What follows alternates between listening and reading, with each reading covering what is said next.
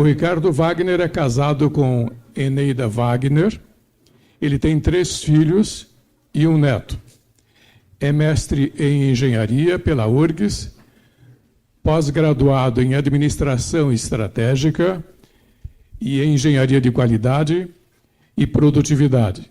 Ele é bacharel em administração e proprietário das empresas Lapele Couros Limitada, da GRW, Participações Imobiliárias, e da empresa de radiodifusão Teutônia Limitada, a Rádio Germânia. Foi responsável pelo planejamento estratégico do município de Teutônia, onde foi condecorado como cidadão emérito. Ele é professor de cursos de pós-graduação universitária, palestrante em conferências, congressos, escolas e universidades. Queremos, então, chamar o Ricardo Wagner para poder falar conosco.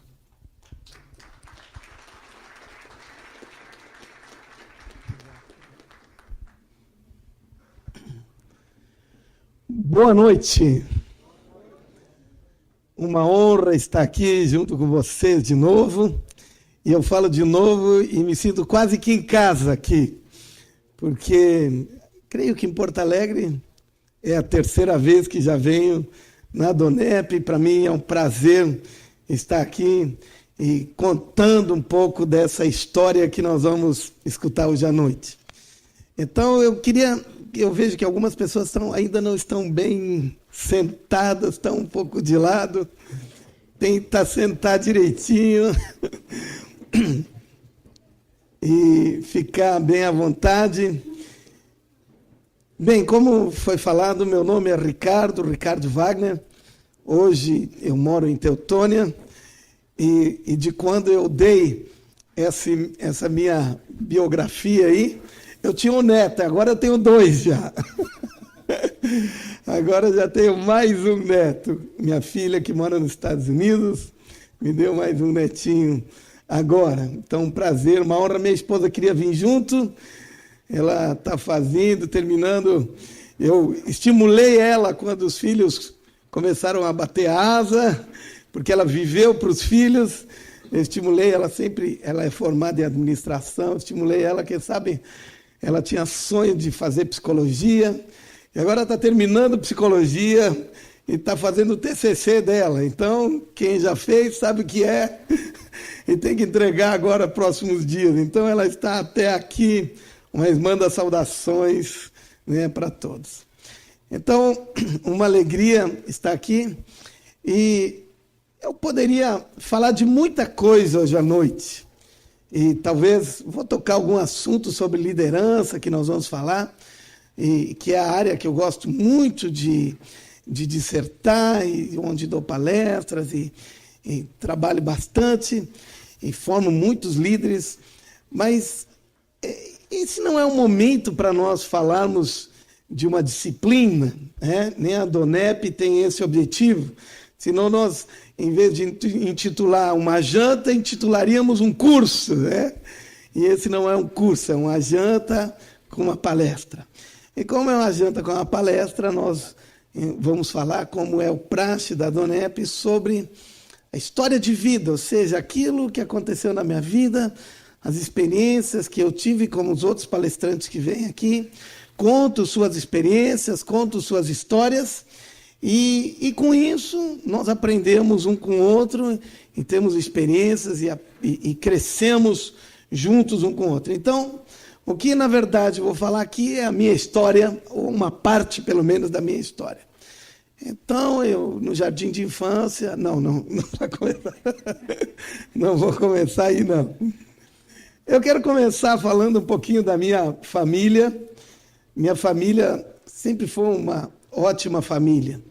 Eu tenho mais 3 irmãos e nós temos uma relação muito boa.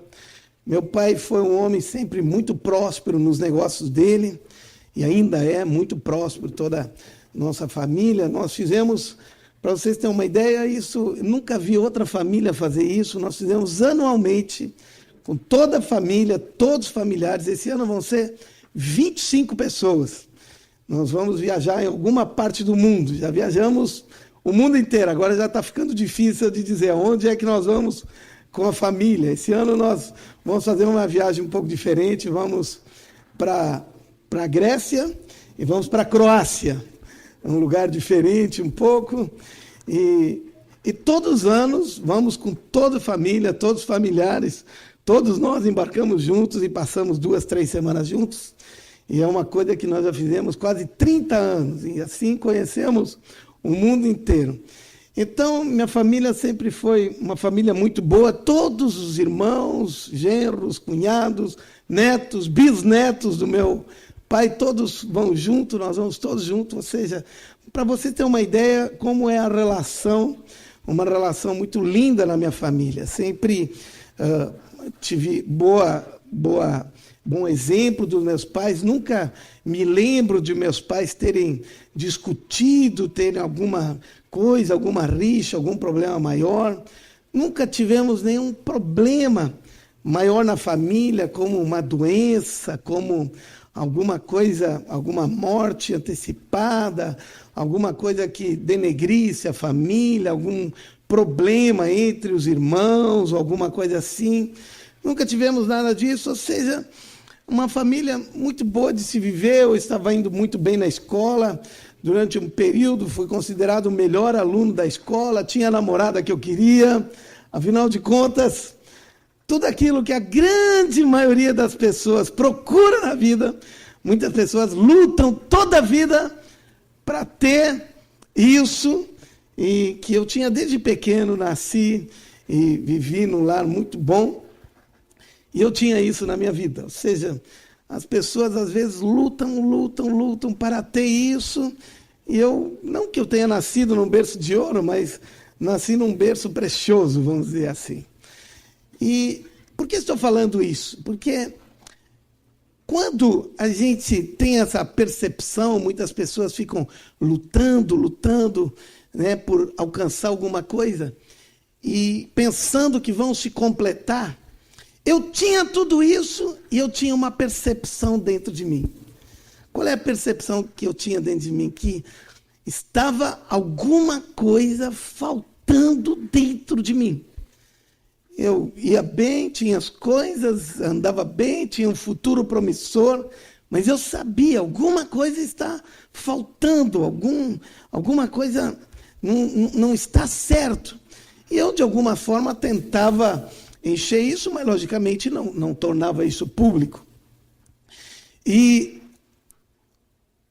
hoje eu sei de que esse não é um privilégio meu. Hoje eu sei que isso é um privilégio de praticamente todas as pessoas, depois de andar pelo mundo inteiro, depois de conhecer pessoas de todos os lados, todo tipo. Esses dias eu estava na Índia, estava no Vietnã, e vi que lá também as pessoas têm esse problema também. Ou seja, um problema de um sentimento de algo no seu coração que está carecendo. E um dia eu estava na escola e eu tinha um amigo muito especial, era um amigo diferente. Na escola ele era um pouco diferente dos outros colegas. E um dia nós estávamos ali no recreio conversando, já estávamos bem avançados na escola, e ele olhou para mim e fez uma pergunta para mim. E a pergunta que ele fez para mim foi uma pergunta que me deixou completamente tonto. E eu vou explicar por quê. Quem aqui é de origem alemã? Uau. Então eu não estou falando para você, estou falando de mim. Ou seja, eu tinha um problema, né? Não digo que todos de origem alemã têm esse problema, mas outro dia tinha primos meus da Alemanha que estavam lá em casa, porque meu avô veio da Alemanha, então eu praticamente só tenho parentes por parte de pai na Alemanha, e eles estavam discutindo, era um primo do sul, de Stuttgart, e outro de cima, do norte, e eles estavam discutindo quem era o melhor, se era do sul ou do norte. Eles não estavam discutindo se a Alemanha era melhor, não, isso era certo. Eles estavam discutindo quem deles, o sul ou o norte, era o melhor. Essa questão de primeiro lugar já estava definida, agora estavam definindo internamente. Então, quando Marcelo, esse rapaz, amigo meu, fez essa pergunta para mim, me deixou um pouco sem, vamos dizer assim, sem chão, porque ele olhou para mim e disse o seguinte: Ricardo, tu sabe qual é o tamanho do vazio do teu coração?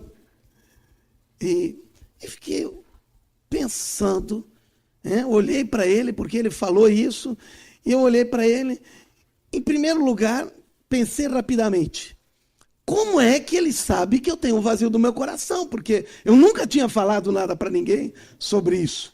Afinal de contas, tudo exteriormente estava tudo muito bonito, estava tudo muito bem, aparentava, as aparências eram muito boas e tudo mais. E eu fiquei pensando, como ele sabe que eu tenho esse sentimento dentro de mim? E, por um lado, a minha curiosidade, porque eu sempre fui muito curioso, a minha curiosidade dizia, me diz qual é o tamanho do vazio do meu coração. Mas, por outro lado, o meu lado alemão, como é que eu iria me expor em dizer que eu tinha essa fraqueza? Eu não estou falando dos outros, estou falando de mim. E então uma guerra interior dentro de mim começou a acontecer. O orgulho e a curiosidade começaram a lutar dentro de mim. E quem será que ia ganhar? A curiosidade para saber qual era o tamanho e o orgulho dizendo assim, mas como tu vai te expor agora? E graças a Deus a curiosidade ganhou, venceu do orgulho. E eu, então, bem baixinho, perguntei para ele, qual é o tamanho do vazio do meu coração?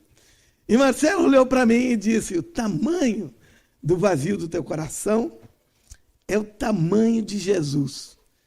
Eu não entendia nada disso naquela época. E ele disse assim, e se Jesus entrar no teu coração, não vai ficar frestinha de nenhum lado, vai completar 100%. E fiquei escutando aquilo, e ele falou mais algumas coisas, aquilo era um pouco estranho para mim, apesar de eu ser de uma família que se dizia religiosa e coisa e tal, essa não era uma conversa normal para mim, normalmente não tinha esse tipo de conversa com meus amigos. Outro dia, nós tivemos um período livre, e ele me convidou e disse, Ricardo, vamos bater um papo. E eu já sabia qual era o assunto, porque era aquele assunto de novo, que ele de vez em quando vinha e falava daquele assunto. E naquele assunto, eu não tinha nada que fazer mesmo. Eu disse, tá bom, vamos conversar. Sentamos num banco de praça, debaixo de uma árvore frondosa, bonita. E ele começou a falar para mim sobre esse assunto, do vazio do meu coração, de que Jesus entrava no meu coração, que era do tamanho, que não sobrava frestinha nenhuma, que não sobrava nada de nenhum lado. E ele disse assim, Ricardo, tu não quer convidar Jesus para entrar no teu coração e preencher esse vazio que tu tem? Naquele momento eu já sabia que isso teria consequências, ou seja, alguma coisa teria algum compromisso com esse negócio e tal. E eu não me via muito religioso, eu disse, Marcelo, esse negócio eu acho que não é para mim, esse negócio... Mas na verdade, lá no fundo, o meu problema era de novo aquele da origem. Outro dia, a minha mãe mostrou a árvore genealógica dela até 1350. Eles têm um estudo até 1000, tem vários livros, eu tenho fotografia. Se não é fotografia, é pintado desenho num livro do meus... E por incrível, eu fiquei preocupado. Não tinha nenhum que não era alemão. E eu fiquei preocupado porque diz que quando não há miscigenação de raça, começa a deteriorar a raça, né? Bem, agora, lá dentro de mim, estava uma dúvida, porque se eu dissesse para o Marcelo, vamos deixar tranquilo, eu acho que bacana de Jesus entrar no meu coração, mas se eu não conseguisse vencer, se eu não ia conseguir viver aquela vida que eu pensava que ele estava me propondo, eu iria ser um derrotado. E ser derrotado, para mim, absolutamente não fazia parte, né, desse currículo. Então eu disse para o Marcelo assim, Marcelo, eu acho que eu não vou conseguir, esse negócio não é para mim, não vou conseguir. Daí Marcelo, de novo, foi tão sábio, tão inteligente, ele olhou nos meus olhos e disse assim para mim, Ricardo, não vai ser tu que vai conseguir, Jesus vai conseguir por ti. Daí eu pensei para mim, se ele não conseguir, problema é dele. Ele que vai ser o derrotado e não eu. Salvei o meu orgulho. Eu disse, então, se é assim, tudo bem. Porque a responsabilidade dele não é mais minha. Então, o problema é dele conseguir ou não conseguir. Então, está tudo certo. Eu disse, não, se for assim, tá bom. Pode ser. E naquele momento, sentado num banco de praça, e ele disse, então, vamos fazer uma oração. Eu fiz uma oração dizendo, Jesus, eu quero te convidar para tu entrar no meu coração, preencher o meu coração, que eu sinto que está faltando alguma coisa. Uma oração bem simples, alguma coisa bem, que não sabia orar, não era, fazia parte da minha vida isso. E eu quero te convidar para vir morar dentro do meu coração, preencher esse vazio. E sabe de uma coisa? Isso fazem quase 40 anos atrás, 30 e tantos anos. E eu posso garantir para vocês hoje, não sobrou frestinha de nenhum lado, até hoje. Ou seja, ele preencheu completamente aquele vazio que eu tinha dentro de mim. E isso foi uma coisa tão fabulosa, foi uma experiência tão linda que eu tive na minha vida, porque eu tinha todas as coisas que as pessoas gostariam. Tem gente que diz assim, quando eu ficar mais velho, ter mais tempo, sobrar dinheiro, né? Então vou viajar, vou conhecer mais coisas. Nós vivíamos isso, era normal isso. Né? Então eu vou fazer isso, vou fazer aquilo. Nós vivíamos isso, mas aquele vazio, e agora eu tinha aquelas coisas todas e tinha experimentado uma coisa que era fantástica, que em nenhum lugar, com nada, coisa nenhuma tinha gerado, eu tinha experimentado algo tão fantástico como aquela experiência quando eu convidei Jesus para entrar no meu coração. E sabe de uma coisa? Eu não pude mais ficar quieto, como hoje estou falando para vocês. Não pude mais, eu tive que falar para as outras pessoas. E falei, olha, é uma experiência fantástica, é uma experiência linda demais, é algo... Eu não estava falando de uma religião, não era que eu tinha entrado numa religião, nada disso. Eu tive uma experiência com Jesus. Ou seja, ele entrou em meu coração, eu não estava falando de uma filosofia, eu estava falando de uma realidade, de uma experiência que eu tive dentro de mim, na minha vida. Ou seja, não é como contestar uma experiência como essa. Contestar, nós podemos contestar quando alguém dá uma palestra, discursa, diz, eu não concordo com isso, não é como eu penso diferente, eu acho diferente, mas contra fatos, como diz, não há argumentos. Isso era uma experiência prática que eu tive na minha vida.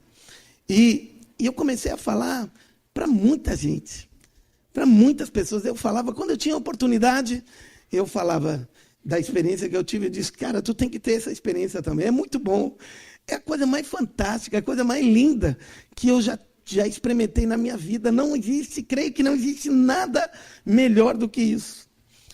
Logicamente que muitas pessoas naquela época não compreendiam isso direito, não entendiam, mas eu não parava. E eu me lembro quando nós começamos a ajudar, eu pessoalmente comecei a ajudar algumas pessoas que estavam sofrendo bastante, passando bastante dificuldades. E um homem que morava no interior lá da cidade, e ele era um homem muito doente, muitas coisas que tinha passado na vida dele. Ele tinha 3 filhos pequenos, a esposa tinha falecido. E eu ia para lá quase que mensalmente, eu ia para lá, levava mantimento para ele, levava um rancho, alguma coisa assim, levava roupa para os filhos, caderno para a escola, né, alguma coisa, porque ele não podia trabalhar muito, ele não podia fazer muita coisa, era doente, tinha muitas coisas. E eu levava seguido. E um dia, eu cheguei na casa dele, era um dia de manhã, nós ia ter uma reunião, e eu tinha convidado ele para ir junto, e eu fui lá para pegar ele, e era bem no interior, no domingo de manhã, era 7 horas da manhã. E quando eu fui lá pegar ele, eu achei uma coisa estranha na casa, tinha um barulho, ele estava lá no quarto. Como eu sempre ia pela porta de trás, bati na porta de trás da casa dele, e escutei um barulho, daqui a pouco ele sai do quarto e chega para me receber, mas a princípio eu pensei que ele ia estar pronto para nós sair, mas ele estava um pouco, não estava arrumado, e daí ele disse assim: entra aqui, espera, senta aqui, que eu vou me mudar, e tu senta aqui. Ele tinha preparado uma cadeira entre o fogão e o refrigerador, tinha colocado uma cadeira ali, e eu disse para ele: não, te espera aqui fora mesmo, que tinha mais alguém no carro junto comigo. Eu disse: eu te espero aqui. Ele disse: não, entra e senta aqui nessa cadeira. E eu disse: não, espera aqui. E ele insistiu: entra e senta nessa cadeira. Nunca tinha visto ele estava desse jeito, ele estava com a mão no bolso, e eu vi que ele estava um pouquinho transtornado, não sei, alguma coisa, ele estava um pouco nervoso. E como eu disse: não, espera aqui fora, tem essa outra pessoa no carro, e eu fico ali esperando com ele. E quando eu falei isso, ele tira uma adaga, sabe que é uma faca? Aquelas adagas, antigamente, eu me lembro quando o meu pai, ele ganhava, às vezes, brinde dos postos de combustível, uma faca que parecia que o cabo dela era de osso. Não era de osso, era um tipo de um plástico assim, que parecia um osso, uma faca. E esse cara usava essa faca para matar porco e para essas outras coisas tudo. E ele tira essa faca do bolso, ele estava segurando ela, ele tira essa faca do bolso e, sem falar nada, simplesmente me apunhala aqui, e aprofunda, coloca toda a faca aqui dentro, 14 centímetros. Entra aqui dentro e ele tira a faca daqui e enfia aqui no meu peito aqui. Aqui entrou no pulmão, cortou uma veia que tinha aqui, e foi profundo, foi muito profundo aqui, 14 centímetros. E aqui cortou 2 costelas, fígado, peritônio, cortou muito, foi bem profundo. E talvez vocês estão pensando, mas qual é a sensação que se tem diante de um momento como esse? Eu posso dizer para vocês, sabe quando a gente está escutando um som e alguém pega e tira da tomada e o som faz é assim que a gente se sente. E parece que alguém tirou a gente da tomada. A energia se vai e a gente perde as forças. E eu estava já perdendo as forças, mas consegui retomar e sair, e fui meio fugindo dele, porque eu vi que ele estava querendo fazer mais coisa. E saí, fugi, corri uns 30 metros, e comecei, ele atrás de mim, com aquela faca, comecei a me defender, e ele começou a me cortar. Depois, se alguém quiser ver mais próximo, todos os cortes, e cortou aqui, cortou o nariz, o meu nariz ficou pendurado só desse lado, cortou tudo, cortou aqui do lado, aqui assim, descascou toda a parte da pele da mão, aqui assim, desse lado aqui, descascou tudo. Aqui a faca entrou, cortou aqui tudo, todo o músculo aqui. Ou seja, muitos lugares ele foi esfaqueando, porque eu estava sem força e tentando me defender com os braços. Ou seja, os braços ficaram tudo cortado, o rosto, aqui assim, um corte que cortou de um lado para o outro. E nisso eu caí no chão, ele vê que eu estava bem fraco, e ele sai. Eu pensei, bem, agora ele vai me deixar naquele estado ali. E quando eu vejo e estou ainda com os olhos, consigo ver alguma coisa, então ele vai, e quando eu vejo ele voltando, ele vem com uma picareta. Sabe o que é picareta, né? É uma enxada pontiaguda. E eu já sabia. É para mim. Isso eu consigo me levantar, eu conseguia me apoiar. A mão não conseguia apoiar, mas o braço eu conseguia apoiar no chão. Me levantei e comecei a correr do lado da rua, mas era interior, não tinha nenhuma casa muito perto, e comecei a correr, e ele correndo atrás de mim, correndo. Eu acho que eu devo ter conseguido correr algo como uns 400 a 500 metros, e ele então me alcança, e naquele estado que eu estava, e ele me alcançando, ele com a faca e com a picareta atrás de mim, e me corta nas costas, faz um corte, eu caio no chão, e tento me defender com as pernas, e eu vi que tinha uma ribanceira muito alta, do lado da estrada onde nós estávamos, era muito alto mesmo. E eu pensei, se eu me atirar lá para baixo, ele não vai atrás de mim, porque é muito alto, ele não vai lá. Então eu consegui me rolar, fui me rolando na estrada e cheguei na ribanceira e me atirei lá para baixo. Fui rolando lá para baixo e eu consegui chegar lá embaixo. E quando eu cheguei lá embaixo, qual foi a minha surpresa? Ele já estava lá.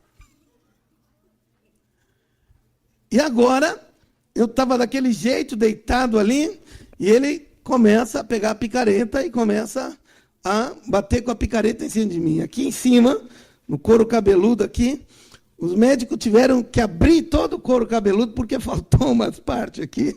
Por isso eu não corto o cabelo muito curtinho também, porque é como um mapa aqui em cima. Aqui.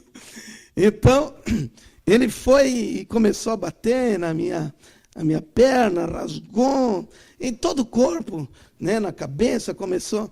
E, num momento, eu consegui segurar a picareta com as pernas, com os pés, e ele, então, não conseguia puxar, tirar a picareta de mim. Então, tinham patrolado a estrada uns dias anteriores, e sabe, no interior tem aquelas pedras roliças, tinha muitas pedras roliças ali, e ele, então, começou a pegar as pedras roliças aí, começou a jogar em cima de mim, todo o corpo, na cabeça, em tudo que é lá, e começou a colocar pedra tudo por cima de mim. Nisso eu perdi as forças, larguei a picareta, e ele pega a picareta de novo e continua o trabalho.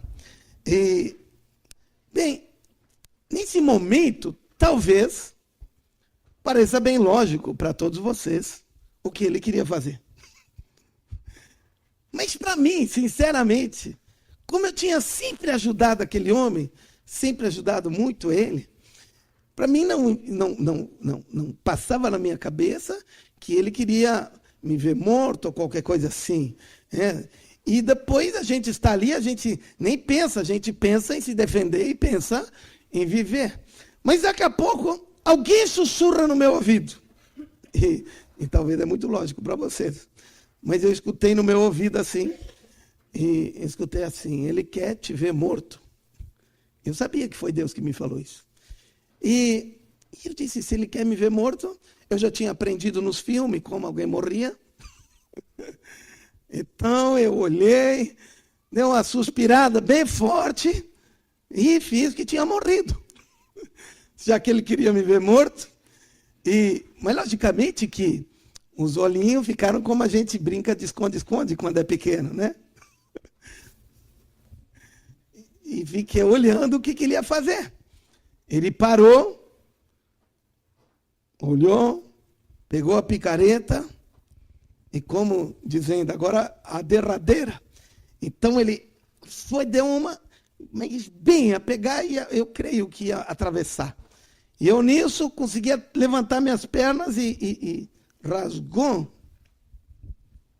aqui assim a canela de cima a embaixo. Rasgou com a picareta. E de novo eu fiz aquele suspiro como se tivesse morrido. Bem, hoje não é sexta-feira 13, meu nome não é Jason, e você sabe que o fim da história, eu estou aqui. Ou seja, a história não terminou mal. E se eu não contasse toda essa história para vocês nem saberiam que eu tinha levado 130 pontos externos, fora os internos, mais 13 perfurações profundas, com facada, com tudo mais, e em todas essas coisas. Mas depois ele me deixou ali, e a história é longa, porque até eu chegar no hospital, graças a Deus, era um dia de domingo, domingo de manhã, fui primeiro para um hospital, lá não tinha médico nenhum aquele dia, e daí tiveram que me levar para um outro hospital. E quando eu cheguei nesse outro hospital, o médico de plantão era um dos melhores pneumatologistas que nós temos no sul do Brasil, e o meu problema, fato, era no pulmão, e ele teve que dizer assim para mim: Ricardo, eu não vou poder fazer nenhuma anestesia em ti, porque são tantas perfurações, eu ter que fazer anestesia local em todos os lugares vai valer muito mais do que por uma geral, de tantas coisas que tem. Então, não vou poder fazer anestesia nenhuma, tua pressão já está baixa demais, eu vou ter que te costurar, e tu vai ter que aguentar no osso do peito. Eu disse: não tem problema, doutor, eu aguento 130 pontos. O pior foi aqui, porque aqui foi cortado um nervo, e quando ele encostava no nervo, eu pulava dessa altura. Bem, depois de passar 2 semanas, uma semana no hospital, outra semana em casa, fui de volta para o hospital, e o médico pediu: levanta as mãos, baixa, faz isso, aquilo, para lá, para cá. E eu fui fazendo tudo que ele pediu para fazer. Ele ficou olhando com uma cara assim de que quem comeu não gostou. E ele olhou para mim e ele disse assim: Ricardo, tu acredita em milagre? Eu disse: sim, claro que eu acredito. Eu tenho um Deus que mora junto comigo e é um Deus que faz milagres. Ele disse: porque tu conseguir, depois de tudo isso, tem gente que leva uma facada mora. Tu, depois de tudo isso, não ficou nenhuma sequela. Nenhuma sequela. Nenhuma sequela. E ele disse: incrível, nunca vi uma coisa como essa. Tu estava irreconhecível. E ele disse: mas tem algo mais ainda que tu não sabe. Eu disse: o que é, doutor? Ele disse: sabe essa tua facada aqui? Eu disse: sei. Ele disse: tu não vai acreditar o que aconteceu. Essa facada, ela passou a um dedo do coração, de um lado. E do outro lado, menos de 1 centímetro da aorta. Ou seja, nós médicos temos dificuldade de fazer cirurgia nessa região porque é muito perigoso. E ele conseguiu exatamente colocar ali no meio. 1 centímetro mais para a direita, 1 centímetro mais para a esquerda, eu não estaria aqui. Mas estou. Ou seja, fui restaurado plenamente e todas as coisas transcorreram bem. E sabe de uma coisa? Eu sinceramente acredito, talvez tu não entenda muito bem como funciona isso, mas eu sinceramente acredito em propósitos. Acredito em destino. Mas não o destino dessas coisas malucas que as pessoas dizem, não, isso é coisa de destino, não. O destino que eu gero esse destino, que eu produzo esse destino. E quem sabe, esse destino é para que eu estivesse hoje junto aqui com vocês, falando essa história e podendo compartilhar algumas coisas com vocês. Depois de um tempo, eu, como estudava muito, e estudei bastante mesmo, tive muitas experiências, tive muito privilégio, eles só falaram algumas coisinhas dos cursos que eu fiz aí, fiz doutorado, fiz outras pós-graduações, outras faculdades, fiz muita coisa, tinha um prazer em estudar. E num desses cursos eu queria saber qual era o segredo dos grandes líderes. E depois eu vou falar um pouquinho para vocês sobre isso, porque todo mundo, quando eu falo isso, diz assim: então conta. E entrevistei muita gente, que na época era gente realmente que tinha alcançado sucesso. Entrevistei, tive o privilégio de entrevistar, não sou brisolista, não sou pedetista, mas tive o privilégio de passar um dia junto, conversando com Leonel Brizola, realmente uma figura que entendia o que era liderança. Posso dizer para vocês que ele sabia o que significava ser liderança. Não chegou onde chegou por acaso. De uma família que ele perdeu o pai com 1 ano de idade, tinha 5 filhos, sobrou para a mãe se casou com um outro homem que também tinha 5 filhos, era viúvo, agora eles eram 10 crianças e não tinham uma escola. E com 23 anos já era deputado, já era engenheiro, ou seja, foi algo realmente...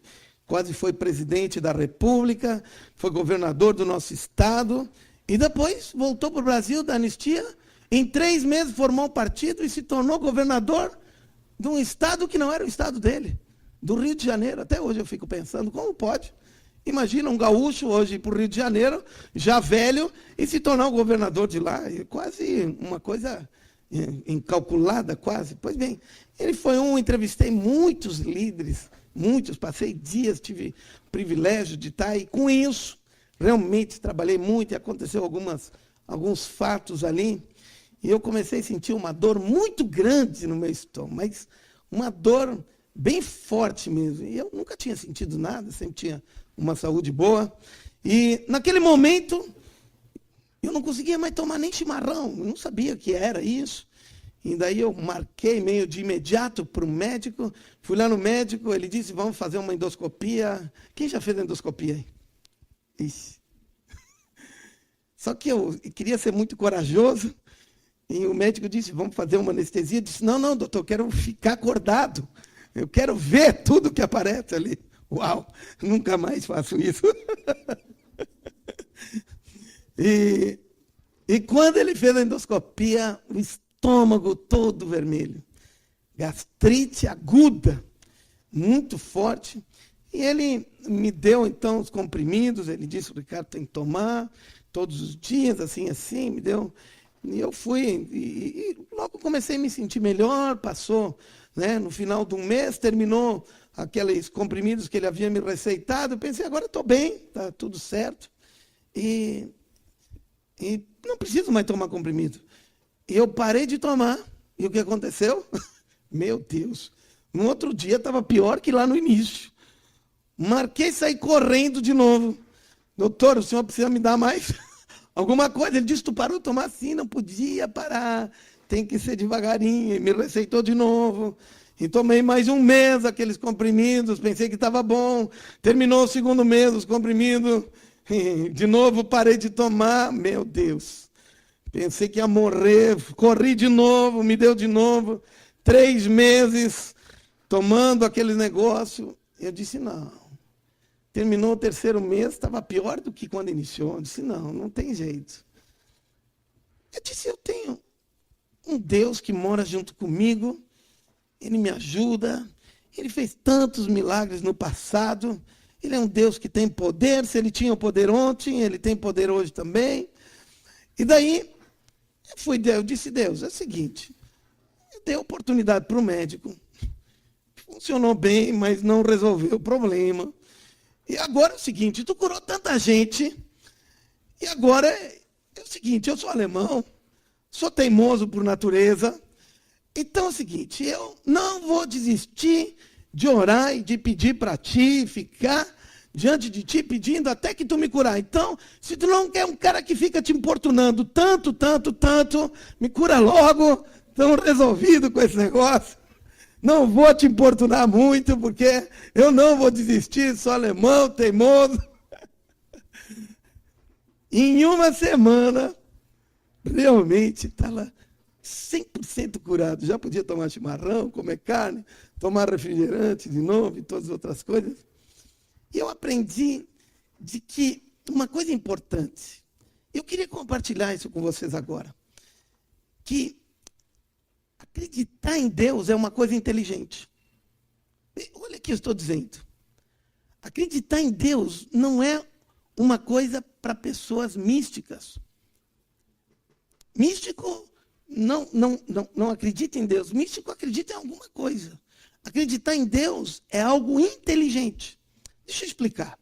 Dentro desse trabalho que eu fiz de liderança, eu aprendi uma coisa muito importante. Aprendi sobre confiança. Ou seja, a principal característica de qualquer líder é a sua credibilidade. Ou seja, credibilidade é a coisa mais importante que um líder pode ter. Não existe nada mais importante para um líder que a sua credibilidade. Ou seja, as pessoas só vão seguir o líder, as pessoas só vão confiar nele, as pessoas só vão escutar ele, se ele for uma pessoa confiável. Ou seja, se ele tiver credibilidade, não, esse cara, ele tem confiança, eu confio nele, ele tem meu crédito. Ou seja, para qualquer líder, e eu estou dizendo isso de bancada, a coisa mais importante para um líder é a sua credibilidade. E o que significa credibilidade? Credibilidade significa: eu falo e faço. Vou falar de novo. Eu falo e eu faço. Ou seja, por que líderes perdem a credibilidade? Porque eles falam e não fazem. Faço o que eu digo, mas não faço o que eu faço. Um líder, né, o nosso presidente, Tancredo Neves, ele disse para o Sarney, antes de morrer, lá do hospital, não sei se você se lembra, nunca mais esqueci disso. Ele disse o seguinte, ele disse: um exemplo vale mais do que 1000 palavras. Ou seja, eu aprendi muito estudando os líderes, estudando muitos livros, não tinha na época, e até hoje tem poucos livros sobre liderança em português, e tive que ler livros, tudo em inglês, em outras línguas, e a coisa mais importante é a credibilidade, falar e fazer. Ou seja, a confiança é gerada quando eu falo, eu faço. Entenderam isso? Agora, preste atenção. Por que é que eu confio em Deus? Por que eu aprendi a confiar em Deus? Porque tudo que Ele falou, Ele fez. Ou seja, é inteligente confiar em alguém que fala e faz? Muito inteligente. Ou seja, o difícil é confiar em alguém que só fala, mas nunca viu fazer nada. Mas tudo aquilo que ele falou, ele cumpriu. E continua cumprindo. Ou seja, confiar em Deus é uma questão de inteligência. Ou seja, as pessoas inteligentes, automaticamente, quando veem isso, dizem: é impossível não confiar nele. É impossível não dar crédito para ele. Porque aquilo que ele disse, ele fez. Então, o que acontece é que aquilo que ele falava, que ele era o Deus que curava, ele fez na minha vida, que ele era um Deus que me cuidava, que me protegia, ele fez na minha vida. Cada vez, não apenas na vida dos outros, não apenas como testemunho dos outros, não apenas lendo na Bíblia as histórias que ele prometeu e ele cumpriu, mas agora também na minha vida. Ele fez, ele disse e ele cumpriu. Eu seria ignorante se eu não confiasse nele. Mas sou inteligente quando eu confio nele. Por quê? Porque a confiança é algo de... Confiar em Deus é algo de inteligência. Por quê? Porque ele é digno de ser confiável. Porque tudo que ele falou, ele cumpre. Estão entendendo isso? Ou seja, quem não confia em Deus é porque ainda não sabe das palavras dele e dos feitos dele. Hoje eu estou contando algumas só. Então,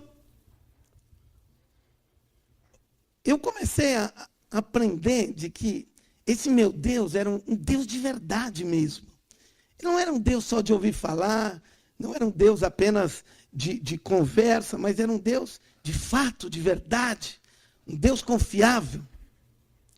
E agora, dentro desses meus estudos que eu fiz sobre liderança, sobre essas coisas, aprendi muita coisa. Eu quero compartilhar algumas coisas com vocês sobre isso, sobre algumas coisas que eu aprendi nesse tempo, né, nesses estudos que eu fiz. Bem, uma das coisas mais importantes é que todo o grande líder, ele é um produtor de mudança. Liderar significa produzir mudanças. Liderar não significa cuidar para que a coisa ande bem, que a coisa caminhe. Isso é gerenciar. Isso é, né, cuidar. Liderar significa produzir mudanças.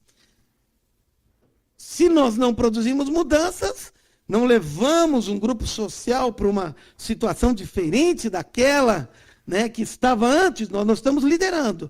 Nós só estamos gerenciando aquele grupo no status quo que eles se encontram agora. Não estamos liderando, estamos apenas gerenciando. Estão entendendo qual é a diferença? Então, todo líder, ele, sobretudo, ele é uma pessoa visionária. Por quê? Ele está levando por uma situação diferente daquela, um grupo social, uma situação, ou qualquer coisa, daquela que ele encontrou. Ele encontrou assim, e agora ele está liderando para trazer para uma nova situação. Para trazer para essa nova situação, todo líder precisa ser visionário. Ele precisa antever essa situação para trazer o povo, para trazer as estruturas, as organizações para essa nova situação. Ou seja, todo líder precisa ser visionário e precisa ser um artista na geração de mudanças. Então, quando eu fui fazer um mestrado, fiz um mestrado sobre mudanças em grupos sociais. Como se faz mudança? Se a especialidade de um líder é fazer mudanças, eu disse, eu vou ter que ser especialista. Se eu quero ser um líder, eu preciso ser especialista em mudanças. Então, comecei a estudar mudanças. Por isso que eu fiz o planejamento estratégico da minha cidade, coordenei, foi um trabalho muito grande que fizemos com as cabeças do município todo, e agora, inclusive, o prefeito da cidade me pediu para me ajudar, estou ajudando ele no planejamento da cidade hoje. E por quê? Porque estamos produzindo mudanças. Ou seja, todo grande homem, toda liderança, toda pessoa diferenciada é um gerador de mudanças. Ele produz mudanças. Ou seja, as pessoas com quem eu convivi, que eu entrevistei, que eu analisei, eram pessoas que viveram mudanças. Estão entendendo o que eu estou falando? São pessoas... E para isso, para fazer mudanças, precisa ter muita coragem. Ou seja, mudanças não é qualquer um que faz. A grande maioria tem medo de fazer mudanças. A grande maioria das pessoas tem medo da mudança, porque tem medo do desconhecido. Não tem segurança na mudança. Tem medo de fazer mudanças, tem insegurança, e se não der certo, e alguma coisa não funcionar bem, e assim por diante, então tem medo de produzir a mudança. Mas toda grande pessoa, todo grande líder é um gerador de mudança. E o que é que essas pessoas mudam? Elas, quando percebem que existe alguma coisa melhor, quando elas conseguem ver, vislumbrar que há alguma coisa melhor, elas estão dispostas a pagar o preço. Estão me entendendo o que eu estou falando? Elas pagam o preço pela mudança. Elas não têm problema com o status quo. Elas não têm problema, os grandes líderes, as pessoas diferenciadas, elas não têm problema em produzir as mudanças. Por quê? Porque ela está vendo que aquilo é melhor.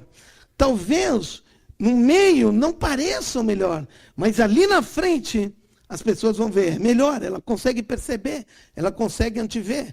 Então todo líder, toda pessoa que é um grande líder, ele é uma pessoa, sobretudo, corajosa. Ou seja, para fazer mudanças, precisa-se ter coragem. Estão entendendo o que estou falando? Ou seja, se não se tem coragem, se é medroso, se deixa o medo vencer a coragem, então não se consegue fazer mudanças, não se consegue liderar. Mas isso não acontece só no mundo dos negócios, isso não acontece só no mundo daquilo que a gente faz, no nosso dia a dia, nas empresas, no comércio, no serviço, naquilo que a gente está envolvido, mas isso acontece em todas as áreas da vida de uma pessoa. Muitas vezes as pessoas anteveem, conseguem perceber que há alguma coisa melhor, mas tem medo da mudança. Não tem coragem de mudar. Por que o meu status quo? E que é isso e aquilo? E agora está tão bom aqui, eu estou tão tranquila aqui, agora mudar, para quê? Agora o grande líder, a grande pessoa, a pessoa diferenciada, é a pessoa que faz mudança. Por que eu estou falando isso para vocês aqui? Porque eu vim falar a história da minha vida. E estou contando sobre mudança, sobre liderança. Sabe por quê? Porque eu não vim aqui hoje, por acaso. Vou contar mais rapidinho uma história para vocês.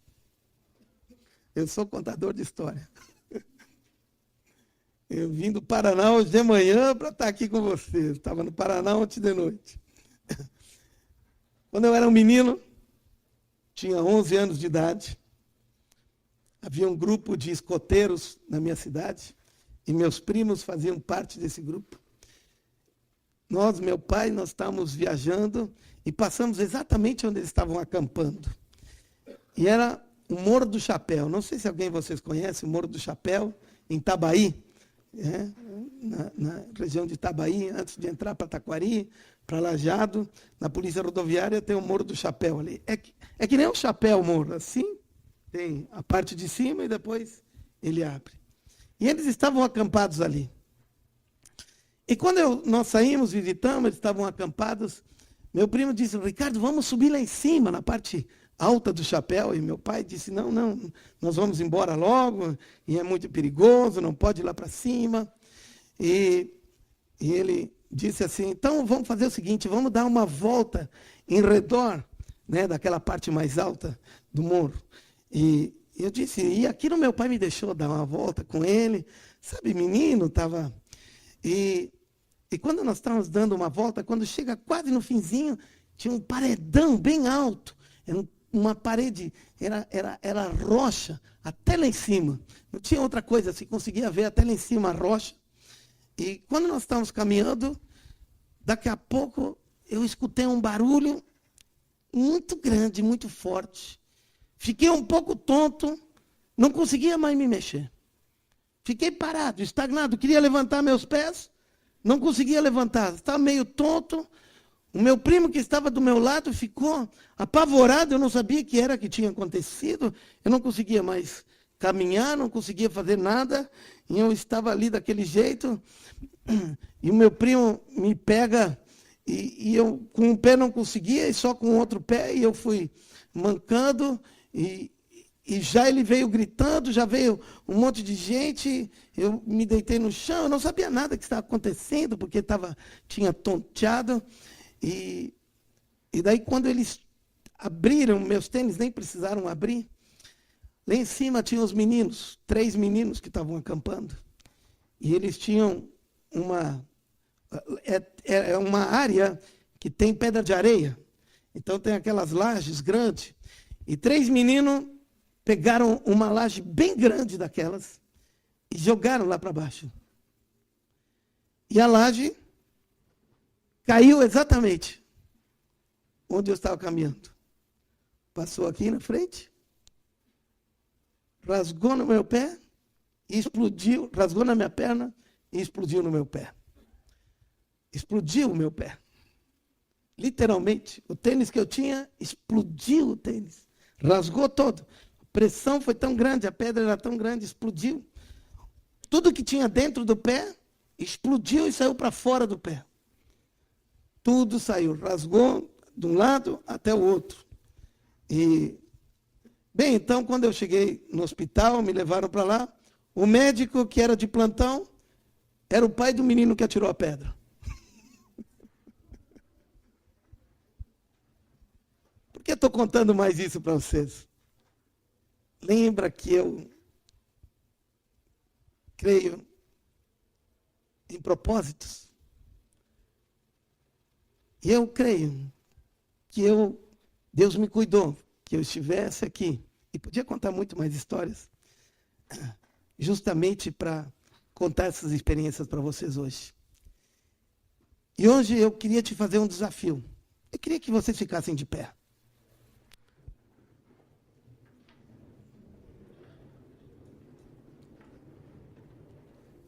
Eu não gosto de ir num lugar e dar uma palestra, falar sobre alguma coisa, e as pessoas saírem da mesma forma que elas chegaram, só com um conhecimento a mais. Nós fomos muito influenciados pela filosofia grega, e a filosofia grega diz que ensinar é transmitir conhecimento. Ou seja, para os gregos e para a nossa sociedade, ensinar é transmitir conhecimento. Se eu quisesse, eu poderia ter escrito um livro, e como eu tenho essas coisas praticamente tudo escrito, eu poderia mandar para vocês por e-mail, ou poderia contar num vídeo, vocês escutarem em casa, quem sabe deitado na cama, comendo alguma coisinha boa. Mas vocês não vieram aqui simplesmente para eu transferir algum conhecimento, alguma experiência minha. Eu acredito muito mais no que significa ensino para, por exemplo, os hebreus. Para os hebreus, ensinar é gerar dedicação. Ou seja, sempre quando se ensina, não é para transmitir conhecimento, é para causar alguma coisa nas pessoas. Eu, quando falo, quando dou uma palestra, quando conto algumas coisas, eu não só conto para transmitir conhecimento. Eu conto para gerar alguma coisa, para gerar uma experiência naqueles que estão me escutando, naqueles que estão ouvindo. Então, hoje, eu queria te fazer um desafio. Eu falei para você lá no início, de que quando Jesus entrou no meu coração, ele preencheu o vazio do meu coração. E como eu falei para vocês, hoje eu sei que isso não era um privilégio meu ter esse sentimento de vazio no seu coração. Inclusive até surgiu uma psicologia, que é psicologia existencialista, né, baseada em Viktor Frankl, que ele fala sobre isso, que todos os homens têm essa necessidade, esse vazio dentro do seu coração. E eu sei que todos os homens têm. Mas eu aprendi uma coisa. Com essa minha experiência e com o que eu pude compartilhar isso para as outras pessoas, hoje milhares e milhares de pessoas dizem a mesma coisa. Não por causa de mim, mas porque tiveram essa experiência com esse Deus. Eles dizem, eu também convidei Jesus para entrar no meu coração, que estava vazio, e ele preencheu, e não sobra frestinha de nenhum lado. E hoje eu queria te fazer um desafio. Eu estou te dizendo, como eu falei, eu estou te dizendo uma coisa, não apenas uma filosofia. Estou falando de uma experiência. Estou falando uma coisa que é um fato. E agora é um desafio. Tu diz assim, puxa, eu gostaria disso também. Gostaria que esse vazio, gostaria que essa necessidade interior que eu tenho, né, gostaria que fosse preenchido também. Mas lembra que eu falei para vocês que mudanças é muito difícil de fazer. As pessoas têm dificuldade de fazer mudanças porque desafia o seu status, muitas vezes pensam coisas como é, como não é e assim por diante. Mas hoje eu queria te fazer um desafio porque eu estou diante de uma plateia seleta. Se fosse uma plateia lá na vila, não estaria falando assim. Por quê? Porque eu estou diante de homens e mulheres de negócio, gente que são líderes da nossa sociedade. Ou seja, líderes da nossa sociedade são gente corajosa. Líderes da sociedade são homens e mulheres que, quando veem alguma coisa melhor, eles não ficam olhando para os lados, elas dizem, eu quero aquilo que é de melhor. Eu quero aquilo que realmente funciona. Eu quero aquilo que realmente dá resultado. Todo grande líder é pragmático. Ou seja, todo grande líder é movido por resultados. Ou seja, ele precisa resultado. Se não dá resultado, não adianta ficar filosofando sobre coisas que não produzem resultados. Então, hoje, eu gostaria de te fazer um desafio, sabe? É um desafio que eu estou fazendo para ti. Não é um desafio religioso, não é um desafio de uma igreja, não é um desafio de uma religião. Eu quero te desafiar a ter essa experiência que eu tive com Jesus. E eu estou garantindo para vocês que é algo muito bom. Ou seja, é inteligente acreditar. Por quê? Porque quando alguém fala e faz, é inteligente acreditar, porque isso é que gera confiança. Então, eu queria te desafiar a realmente a ter essa experiência na tua vida depois. Olha, eu não estou te convidando, já falei isso, para uma religião, não estou te convidando para uma igreja, não estou te convidando para ser isso, aquilo, nada disso. Eu estou convidando para que tu tenha uma experiência com Jesus, uma experiência com Deus. E por isso eu queria que todos nós fechássemos os olhos. E é o seguinte, só aqueles, não outros, olha, escutem, só aqueles que realmente têm coragem para experimentar isso. Escute, se não for assim como eu te falei, pode voltar atrás depois, não tem problema. Pode dizer, não, o Ricardo falou, mas não é bem assim.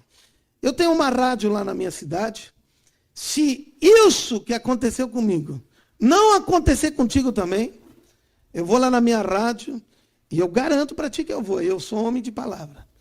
Se ele não preencher o teu coração, eu vou lá na rádio e digo publicamente, e digo o seguinte: isso que aconteceu comigo é uma experiência única, não acontece com todo mundo.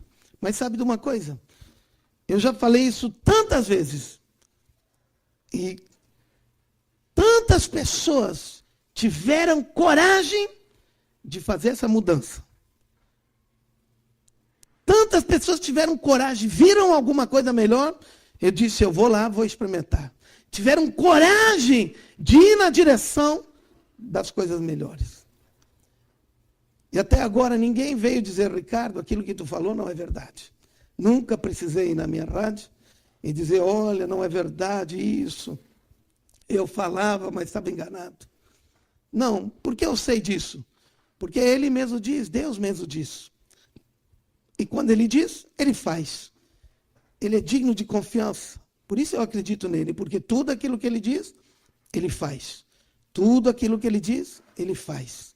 É inteligente confiar nisso. Então agora eu gostaria de fazer um desafio. Só para aquelas pessoas que realmente querem. Só para aquelas pessoas que realmente têm coragem de fazer mudança. Se tu não tem, esse dia está bom assim para a minha vida, não, isso aí não quero, não está bom, fica exatamente como tu está. Não faz nada, por favor, não faz. Eu estou falando para as pessoas que têm coragem. Eu estou falando para as pessoas que são líderes, que querem o melhor, não apenas para os seus negócios, mas para a sua vida, para tudo aquilo que envolve a si mesmo.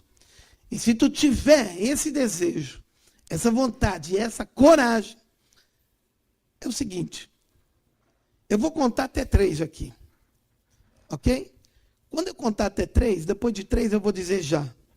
Se tu tiver coragem, mas lembra, sinceramente, eu não quero que seja uma pessoa assim, não, eu vou fazer também e tal, estou aqui. Não vai acontecer nada, querido.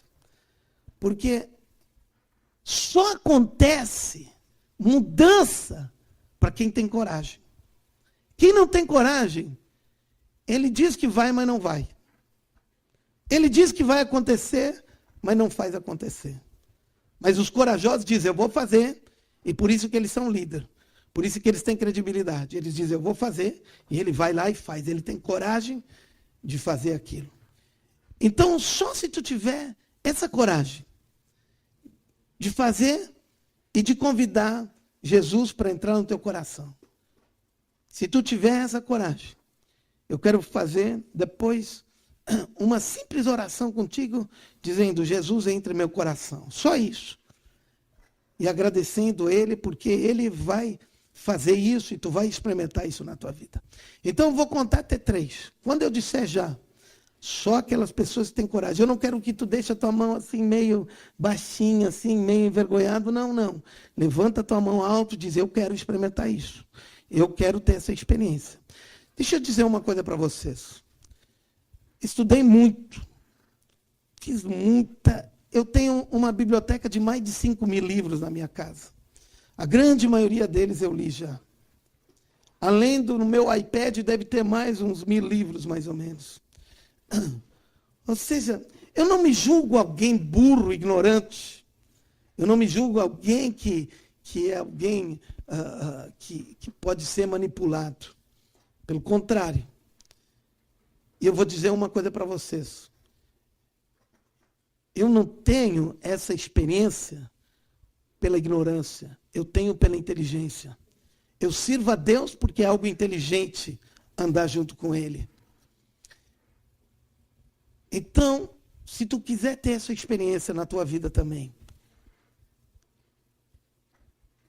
quando eu disser já, eu quero que tu tenha coragem de levantar bem alto a tua mão. Então, eu vou contar 1. Lembra, todos os líderes que eu entrevistei disseram a mesma coisa. Falaram a mesma coisa. Todos eles eram líderes porque eles tinham uma visão. alguma coisa melhor que eles queriam para si e para aqueles que estavam com ele. 2. E eles tomaram uma decisão de ir naquela direção. De ir naquela direção daquilo que eles viram que era melhor. Eu vou depois dizer 3 e quando eu disser já, eu quero que tu, se tu tem essa coragem também, se tu queres dizer, eu estou disposto a ter essa experiência. Quando eu disser já, eu quero que tu levante a tua mão com muita ousadia e intrepidez. Mas só aqueles que realmente querem. Só aqueles que realmente querem. De novo, só aqueles que querem, porque eu não estou aqui vendendo um produto barato. Eu estou vendendo o melhor produto. Eu estou dizendo que isso é o melhor. Então, só para aqueles que querem mesmo. Então, 3. Se tu realmente queres experimentar isso, tem coragem de dizer, eu quero experimentar, não importa o que eu penso, não importa as minhas experiências anteriores, não importa as coisas que me falaram, mas eu quero ter essa experiência de convidar Jesus para entrar no meu coração, porque eu sei que eu estou precisando de alguma coisa para preencher meu coração. Então agora, quando eu falar essa palavra, se tu tiver coragem, mas só se tu tiver coragem, eu quero que tu levanta a tua mão com ousadia e com intrepidez. Já! Deixa levantada a tua mão. Assim como está. E assim como vocês estão agora, com a mão levantada, eu gostaria que todos juntos, todos nós juntos, fizéssemos uma oração. Aqueles que não têm mão levantada, não tem problema, façam junto a oração. E aqueles que estão com a mão levantada, façam essa oração com muita intrepidez, com muita ousadia, com muita firmeza. Eu quero que tu repita depois de mim, diga assim, Senhor Jesus, meu Deus e meu Pai, hoje à noite, eu quero te convidar para que tu entres em meu coração, para que tu entres em meu coração e na minha vida. A partir dessa noite, eu sei que eu terei uma vida diferente. A partir de hoje, eu sei que esse vazio que estava dentro de mim será preenchido completamente pelo Senhor Jesus. Então, Jesus, eu abro meu coração, entra em minha vida, entra em meu coração, e a partir de hoje, faz parte da minha vida, faça parte da minha vida. Eu quero ser aquela pessoa que eu fui criada para ser. Eu quero ser tudo aquilo, desenvolver todo o potencial que tu me criaste para viver. Eu quero viver dessa forma, junto contigo, porque eu sei que junto contigo serei muito, muito, muito mais forte. Em nome de Jesus. Em nome de Jesus. Deixa a tua mão levantada. Eu tenho aqui uns livretos, mas eu gostaria de falar pessoalmente. Agora eu quero contar uma experiência pessoal com todos aqueles que hoje, pela primeira vez, eu sei que muitas pessoas já fizeram esse convite, de ter convidado Jesus para entrar no seu coração, mas hoje, se tu levantou a mão, quero que tu venha rapidinho aqui na frente, eu quero contar uma experiência só para vocês. Sai do teu lugar, vem aqui, pode vir, rápido, vem correndo aqui para frente, sai aí. Aqueles que veio a primeira vez, que estão aqui, que levantaram a mão, venham aqui rapidamente. Quando chegar aqui, pode baixar a mão. Eu quero contar uma experiência muito engraçada que eu tive na minha vida. Pode vir, Não tenha medo, eu quero gente corajosa. Olha, pessoal, vou ser sincero para vocês. Não gosto de gente mesquinha. A Bíblia mesmo diz que os mesquinhos, tímidos, não vão herdar o reino de Deus. Quem vai herdar é gente que tem coragem. Quem vai herdar é gente que tem coragem, que tem inteligência. Olha, preste atenção. Agora que eu vou dizer para vocês. Quando eu casei, foi uma festa linda. E eu fui fazer a minha lua de mel. Primeiro em Bariloche e depois em Ushuaia. E eu recomendo, se alguém não é casado ainda, fazer lua de mel no lugar que é bem friozinho. Quando é calor, a gente fica todo grudando, melecado. Quando é friozinho, a gente quer estar bem juntinho. E em Bariloche, em março, estava nevando. Em Ushuaia, em Bariloche não. E daí casamos, fizemos uma semana de lua de mel, fantástico, lindo. Voltei. E até quando eu casei, eu morava junto com meus pais. E agora nós tínhamos preparado uma casa que nós iríamos morar. Nunca tinha dormido nessa casa, não estava lá. E, bem, então voltamos da lua de mel, fomos para a casa nova, estávamos ali. Depois da lua de mel, primeiro dia de trabalho. Eu fui trabalhar e quando voltei do trabalho, eu estava escutando, sempre escutava as notícias, voltava do trabalho, escutando aquele negócio que tinha acontecido durante o dia, né? Todo aquele, os repórteres falando, aquilo tudo. E quando eu me dou conta, eu estava onde? Na frente da casa do pai. Eu olhei para todos os lados, para ver se alguém tinha me visto. Ninguém me viu. Fiz a volta e fui para minha casa. Eu não estava acostumado a ir para lá. Estava acostumado há anos a ir para a casa do meu pai. Já estava no subconsciente, entende? Daí cheguei em casa, numa boa, não falei nada para minha esposa. Só anos depois eu falei para ela. Por que eu estou contando essa história para vocês? Estou contando essa história porque hoje à noite aconteceu algo como que um casamento. Vocês estão entendendo? Como no meu casamento. Uma mudança.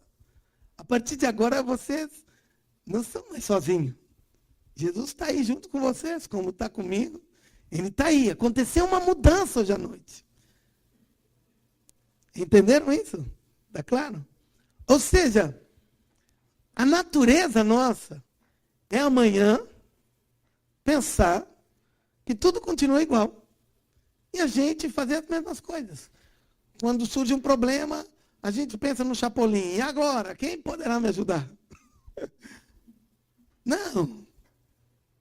Agora vocês têm alguém que garante que está junto com vocês e que vai ajudar vocês, que vai proteger vocês, que vai suprir as necessidades quando tu não vê mais saída, que vai poder te dar paz no teu coração, que vai poder te ajudar, que vai poder te fortalecer, que nos teus projetos, nos teus planos, nos teus sonhos, ele vai estar junto contigo e vai, o maior desejo dele, tu sendo um filho dele, é o desejo que tu tem para os teus filhos. O desejo que tu tem para os teus filhos é que eles cresçam, prosperem, que eles vão bem. E aquilo que tu puder fazer pelos teus filhos, tu vai fazer para que isso aconteça. Assim é Deus conosco. Tudo que Ele puder fazer, Ele faz. Tem uma expressão na Bíblia, que da sua plenitude nós recebemos graça sobre graça. E essa expressão eu acho muito interessante, porque essa palavra plenitude é uma palavra grega que chama pleroma. E naquela época, quando foi escrito isso, ela tinha uma conotação diferente que hoje. Hoje nós temos muitos meios de transporte que levam cargas, aviões, caminhões grandes, trens e carregam muita carga. Naquela época, só tinha navios que carregavam cargas grandes. Então, quando queria se transportar cargas, tinha que ser por navios, não tinha outra forma. Por isso que as cidades antigas, todas elas são à beira de algum mar, à beira de algum rio, alguma coisa, porque para carregar as cargas e para trazer, para fazer o transporte, né, de grandes cargas, precisava ser através de navio. Não era uma charrete que carregava muitas coisas. E quando eles carregavam aquele navio, as pessoas enchiam de pessoas, enchiam de carga, botavam muita coisa e o navio estava abarrotado. E daí eles usavam essa palavra. Ele está na condição de pleroma, está cheinho, está com a carga completa. O que eu quero dizer para vocês? De que Jesus, a Bíblia diz assim que aprove a Deus colocar em Jesus o pleroma de Deus. Ou seja, a carga completa de Deus. Vocês entenderam? Toda a carga, tudo aquilo que Deus tem, está em Jesus. E agora vocês têm Ele no coração de vocês. Entenderam isso? Ou seja, tudo aquilo que tu precisa, a carga está completa. Precisa disso? Tem na carga. Precisa daquilo? Tem na carga. Está completa a carga. E está junto com vocês agora. Por isso ele diz assim, que da sua plenitude, da sua carga, Ele nos dá e nos dá graça sobre graça. O que significa isso? Ele diz assim, bem, eu recebi alguma coisa. E daí diz assim, puxa, mas já está bom. Não. Ele diz, é graça, agora Ele quer dar mais ainda. Ou seja, a partir de hoje, tu pode ter expectativa de sempre Deus fazer coisas melhores e melhores e melhores e melhores para a tua vida. Entendeu? Então agora aconteceu uma experiência. Não volta para casa. Não volta a viver do mesmo jeito. Não volta a dizer, Chapolin. Agora tu tem alguém que tu pode confiar, tu pode conversar com ele, tu pode dizer, Deus, eu estou entrando num projeto aqui. E é um projeto sério, é um negócio grande. E eu preciso da tua mão junto comigo para me ajudar a vencer. Porque eu vou conseguir construir algo tremendo. Amém? Então, eu queria agora, antes de dar esse livrinho para vocês, queria orar por vocês ainda, ok? Orar objetivamente por vocês. Se agora vocês têm alguma coisa em especial, diz assim, agora eu estou precisando alguma coisa. Nós sempre temos uma necessidade. Às vezes é na família, às vezes é um sentimento no coração, às vezes é uma doença, às vezes é no trabalho, às vezes nos negócios, às vezes alguma coisa não está dando certa, às vezes a gente não está encontrando saída por um problemão que aconteceu, sendo responsável ou não. Mas eu quero que agora tu coloca isso diante dele, tá bom? Pode colocar. Confia nele. Lembra, tu não é mais a mesma pessoa. Tu não está sozinho. A carga toda está à tua disposição agora. Então, se tu tem uma doença, se tu tem uma dor, pode botar até a tua mão. Aonde tu tem doença, dor agora, tu vai ver que hoje à noite, já um milagre vai acontecer na tua vida. Meu Pai, em nome de Jesus, eu te agradeço nessa noite. Porque a experiência que eu tive não foi apenas uma experiência minha, mas essa experiência agora, não por causa de mim, mas por causa de ti. Todas as pessoas têm o direito, todas as pessoas têm a oportunidade de experimentar esse Deus tão lindo e tão maravilhoso. E por isso agora, no nome de Jesus,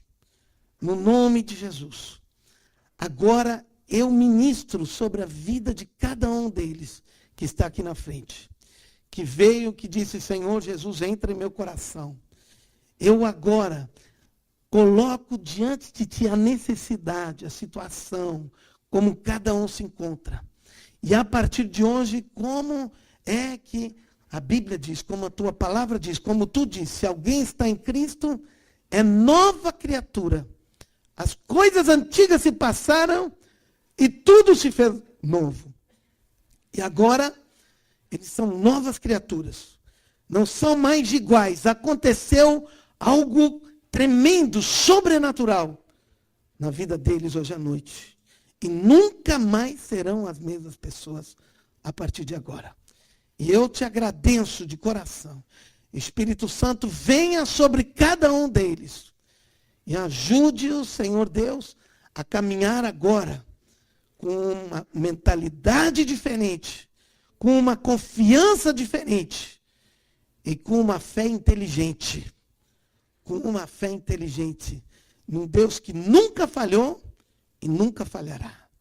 Por isso eu te agradeço de todo o coração. Muito obrigado por eu ter essa oportunidade tão tremenda de poder, Senhor, compartilhar algo tão lindo que aconteceu comigo e agora que aconteceu com essas pessoas também, todos esses homens e mulheres corajosos em realizar uma mudança na sua vida para melhor. Em nome de Jesus. Muito obrigado. Amém. Olhem para mim. Vou falar mais uma coisa. Sou contador de história, né?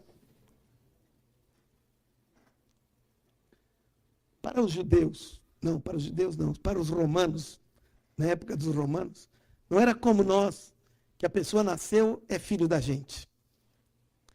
Na época deles, a pessoa nascia, ela tinha uma probabilidade de se tornar filho da pessoa. Não era filho já. Existe uma palavra que era para os filhos, quando eles nasciam, e depois a criança crescia um pouco, e daí essa criança se tornava, eles usam, era um filho tecnon. Essa era a expressão. Era filho, mas ainda não era filho. Vou explicar. Era filho, mas não tinha o direito de usar o nome, não tinha direito à herança, não tinha direito a fazer negócios, e se o pai não gostasse muito, ele podia se tornar um escravo. Entenderam isso? Assim era a cultura na época. Mas chegava numa idade, o pai disse, gostei, esse filho é bom. Ele é obediente, cara de coragem, cara bom. E o pai fazia um ritual.